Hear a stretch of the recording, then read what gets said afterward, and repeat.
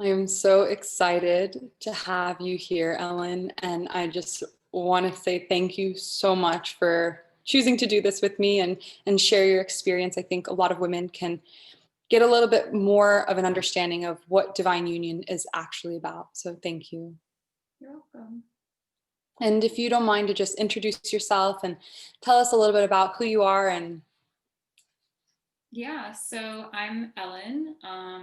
I'm 24. I'm about to turn 25. And this last year, I've started like a coaching practice, kind of just getting that off the ground and really done a lot of exploration into like who I want to be as a leader, how to step into a role of someone who wants to support people's evolution, and how to do that in integrity, which has been an interesting journey for sure. And anything else that I want me to say about myself? yeah, absolutely. Whatever you feel called to share and give us an in kind of a little bit insight to your life. Like, are you single? Are you in a relationship or Yeah, so I'm in a committed relationship. We've been together for a year and a half, almost 2 years now. And we've definitely had a lot of ups and downs. It's been like a very dynamic relationship that at times is like super challenging and equally rewarding. so before divine union, what was your perspective on men and women, relationships and dating? Before divine union, my perspective on men is that they're out to get us and they're bad and we have to like guard ourselves against them. And dating and relationships, I've always been someone who's like, I tried to be cool. I tried to be cool and like be casual and sleep around. It didn't work. Like I can't do that. So dating and relationships has always been like about the deepening and commitment with like another person. And I was never like attracted to men who were not really strong within themselves. Like I needed someone who could hold their own against me. My whole life I prayed for that because I didn't have that growing up. Like I was a tyrant in control. So my perspective before divine union was really like I wanted that sort of relationship with like a strong man, and also I like hated men and felt like I had to constantly protect myself against them. Such an interesting thing to like balance within yourself. Yeah. So what was the biggest motivator you think to like you were in a relationship? What made you feel like I want to take this program? Ooh, well, I remember you mentioning in your webinar for it, high quality female. And that is a phrase that I've heard a lot about like men, but I hadn't heard it about women. And it's something that's come up a lot in my relationship up until meeting you in since then, of like, how can we like show up as high quality partners for each other? And I've never heard a woman talk about how can women show up as high quality. It's always been like, how can men be high quality? So that really intrigued me. And just from your webinar and talking to you and recognizing that you don't take the traditional view of like female is the best and like fuck all men, like you don't take that view, like you actually like think critically and value the role of men in relationships. And everyone else I'd talked to about my relationship kind of was like, oh, he sounds like a dick, because he could be kind of judgmental and stuff like that sometimes. But every single time he was judgmental or would point something out that I could improve, it was always for my greatest good. Always. Like 99% of the time I've gone back to him and said, you were right. And I'm sorry I like fought against it so much. And so I was really drawn to divine union and to working with you because you were the only person I was seeing that like was validating the amazing qualities in my relationship instead of seeing them as a like screw the patriarchy problem. Did you have any concerns, doubts, like any apprehension about joining? Well, at the time I was in a huge yes phase, so I don't think I did. a little bit, because even like sort of some of the like red pill type stuff, my partner had kind of gone down those rabbit holes, and he actually was like, this is a dark rabbit hole, you don't want to go down this. And like I was a little bit concerned, I think, of like, am I about to be brainwashed into something that's against like what's good for me? Mm. And ultimately, after now sitting with these teachings for like almost 6 months, 4, 5, 6 months, I recognize how like it is like a very different perspective than what is mainstream right now. And I am so much happier and have so much more harmony in my relationship. And I don't feel like I'm missing out on anything within myself. I feel like I'm able to be more in my power and like more respected and have more self respect. So those concerns weren't validated ultimately. What would you say was the most triggering concept that you had to like, you know, face resistance within yourself about? Mm.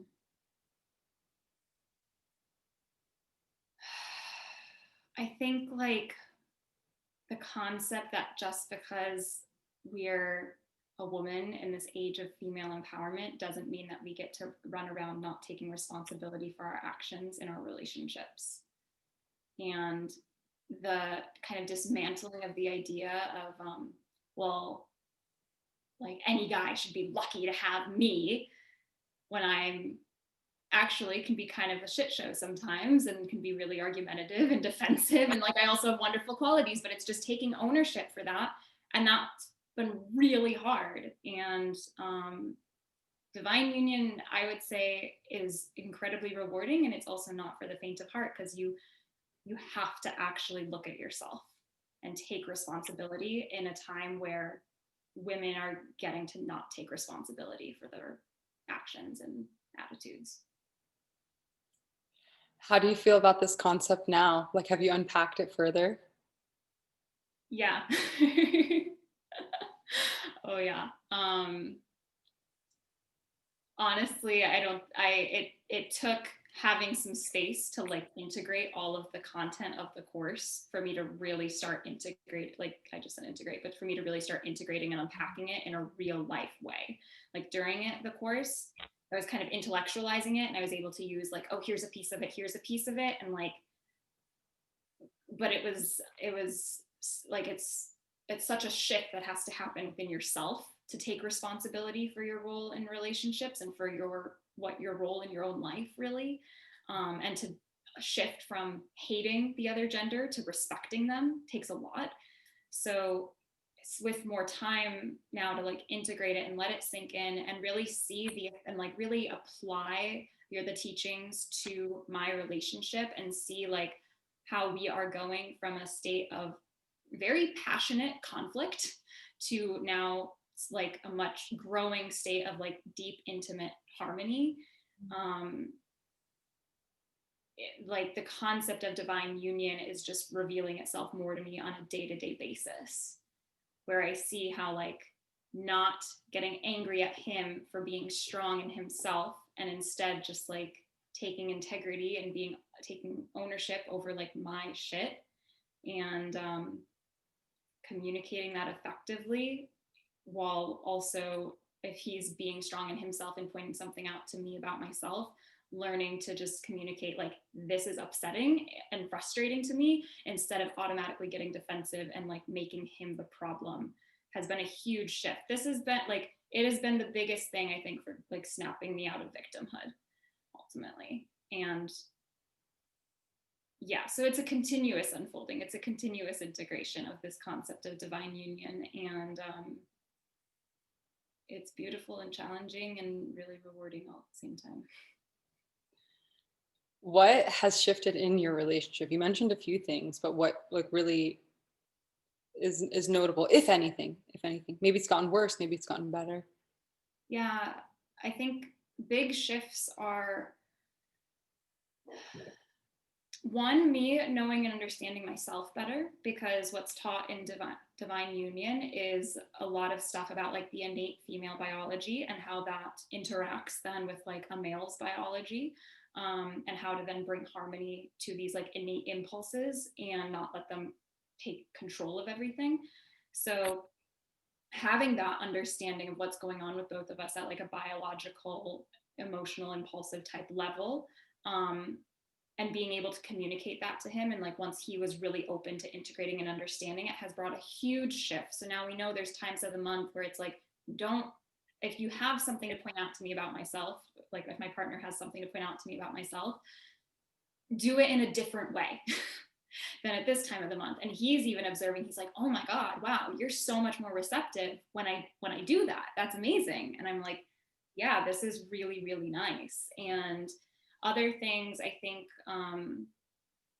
just recognizing the things that like kind of traditional feminism, fuck men attitudes taught me, recognizing how they come up in the relationship, and then catching them so I don't have to act through that way, because I don't want to, well, I want to fuck them, but like I don't want to like screw them, you know, like I don't want to be like fuck you, like I love this person and I respect him. So being able to catch that attitude within myself when it's coming up, and if like I'm still angry, I'm still defensive, I'm still frustrated, but being able to like say that instead of act on it and go from there accordingly. It's been such a shift of like have us both being able to like express and understand each other's boundaries in a whole new way, where it's not coming from defense, it's coming from like genuinely wanting to like understand and work with one another through challenges. And yeah, we used to fight. It was like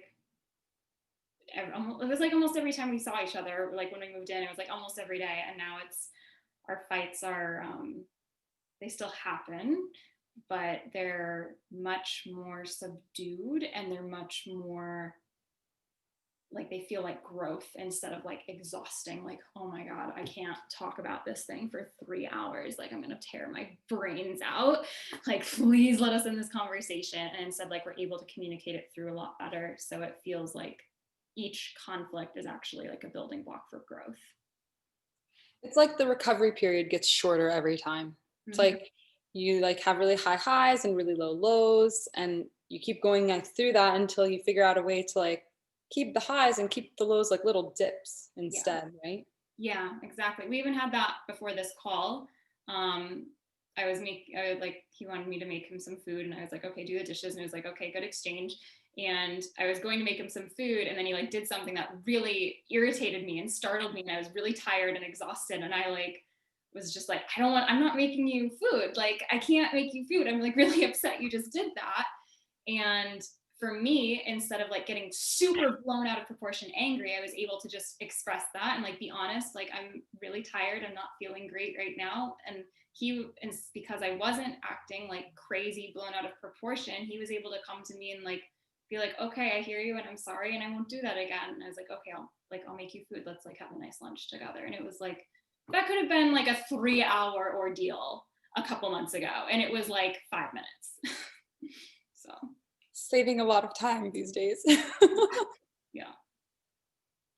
Okay, so let's just go into like a hypothetical scenario. Now, imagine that you and your partner are no longer together and you're about to be 25 years old. How would the content of Divine Union influence you now if you're going to be thrown back into the dating world?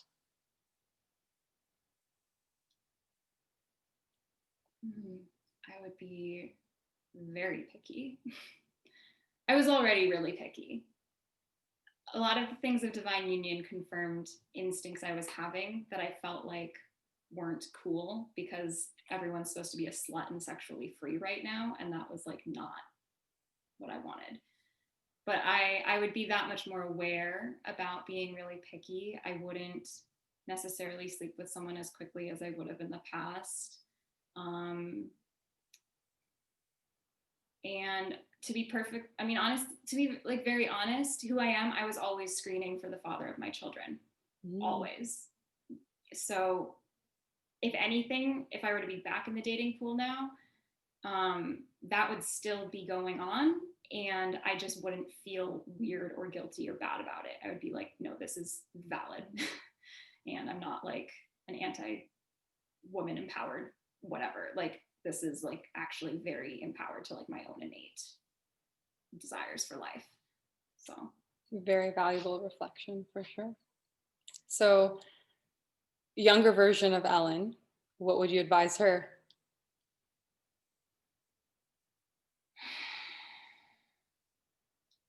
knowing what you know now, of course. Yeah. Like you are special and you do deserve to be treated well and like with a good person, but you're not a princess. You're not all that. Like be like a queen, like grow up and be able to take responsibility. It's not all the other person's fault. And there's a lot more reward in for you as well if you do that. And I'm sure there's probably still people watching and, being like, I'm not sure if this is the program for me. So, what advice would you give to someone who is considering signing up for Divine Union? Mm. I would say if you're sick of running in circles with like your relationships, if you're sick of running in circles with yourself, if you're constantly feeling really angry with the men in your life or things like that, you're not necessarily like this is going to be great for you. And you're probably going to be triggered by it. So you're like probably scared to sign up because it's going to require big change in you. And it's worth it. You don't have to run in those circles forever. Like you really don't. Like it's exhausting. Don't do it. You can create so much more beauty in life when you get out of those circles. Like drama, circle. A rat doesn't know it's in a cage until it's Yeah. free in nature and gets to explore the freedom. Yeah, I would say the biggest thing, and also I've observed with, because you do tell the truth and people do get a little rattled. I've gotten rattled when you tell the truth. The biggest thing is if you're feeling rattled or triggered by looking at this, really investigate what that's about, because there's probably a lot for you to learn about yourself there. I'm so grateful that you were willing to do this and share your experience. I know it's a really vulnerable thing, and just giving us a little bit of an insight on your life. And I'm really happy to hear all this like wonderful news about your life. And it's so exciting that like this information is like kind of like landing in you in a more firm way. And I just can't wait to see like what you come up with. And yeah. And I would say like biggest thing is this is something like this relationship I'm in. I literally like was in the bath the other night and I was just like, this is everything I always wanted. And yes, it's challenging, but I always wanted something that challenged me too. It's everything I always wanted. And I would have totally thrown it away. And I'm so grateful that like I didn't, because of the like a lot of the teachings that you gave. So thank you. Thank you so much, Ellen. Thank you. Such a pleasure. Yeah, you too.